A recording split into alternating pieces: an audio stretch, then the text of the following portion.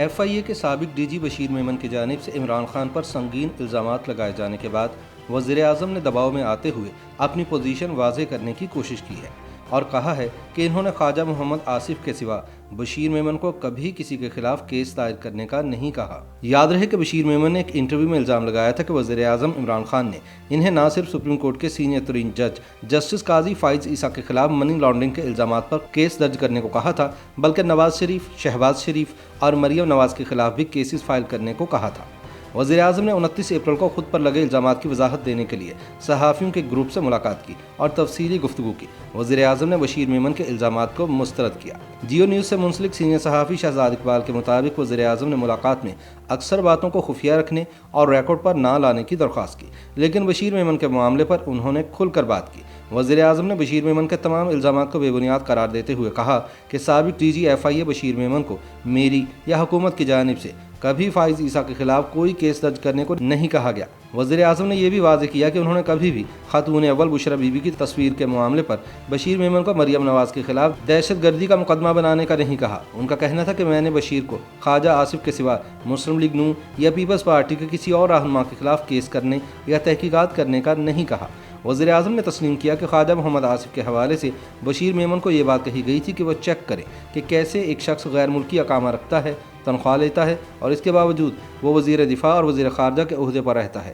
کیونکہ یہ تو مفادات کا ٹکراؤ ہے۔ وزیر اعظم نے کہا کہ یہ بات صرف بشیر میمن کو نہیں کہی گئی تھی، بلکہ اس پر باقاعدہ کابینہ میں بحث ہوئی تھی، جس کے بعد سابق ڈی جی ایف آئی اے کو یہ بات کہی گئی تھی۔ عمران خان نے مزید بتایا کہ جسٹس قاضی فائز عیسیٰ کے کیس میں بشیر میمن کو کسی قسم کی ہدایات نہ وزیر اعظم ہاؤس نے دی اور نہ ہی حکومت نے دی۔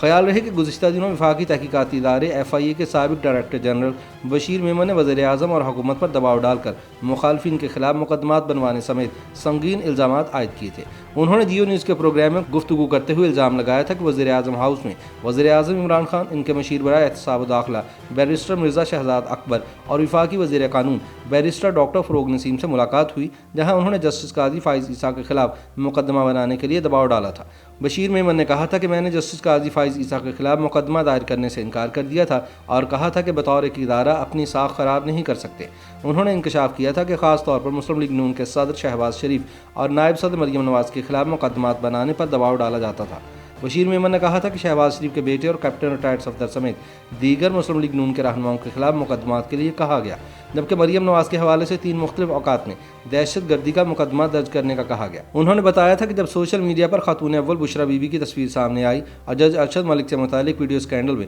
پریس کانفرنس کے معاملے پر مریم نواز کے خلاف دہشت گردی کا مقدمہ درج کرنے پر دباؤ ڈالا گیا تھا۔ سابق ڈی جی ایف آئی اے نے بتایا تھا کہ نواز شریف اور مریم نواز کو گرفتار کرنے کا بہت دباؤ تھا۔ اس کے علاوہ شہباز شریف، مریم اورنگزیب، حمزہ شہباز شریف، احسن اقبال، شاہد خاقان عباسی، رانا ثناء اللہ خان، میاں جاوید لطیف، خرم دستگیر، پیپلز پارٹی سے خورشید شاہ، ڈاکٹر نفیسہ شاہ، مصطفیٰ نواز کھوکھر سمیت جو بھی حکومت کے خلاف بات کرتا تھا اس کو پکڑنے اور اس کے خلاف انکوائری کرنے کے لیے دباؤ ڈالا جاتا تھا۔ تاہم وزیر اعظم کا اصرار ہے کہ بشیر میمن کے الزامات جھوٹ کا پلندہ ہے۔ دوسری جانب بشیر میمن نے میڈیا سے گفتگو کرتے ہوئے کہا ہے کہ ان کا تعلق پولیس سروس سے ہے اور انہیں معلوم ہے کہ انہوں نے جو الزامات عائد کیے ہیں انہیں کس طرح ثابت کرنا ہے۔ ان کا کہنا تھا کہ میں پولیس کا آدمی ہوں اور میں بغیر ثبوت کے کوئی الزام نہیں لگاتا۔ بشیر میمن نے مزید بتایا کہ ان کے پاس وزیر اعظم عمران خان، ان کے مشیر شہزاد اکبر اور وفاقی وزیر فروغ نسیم کے خلاف لگائے گئے الزامات کے دستاویزی ثبوت موجود ہیں، جو وہ وقت آنے پر سامنے لے آئیں گے۔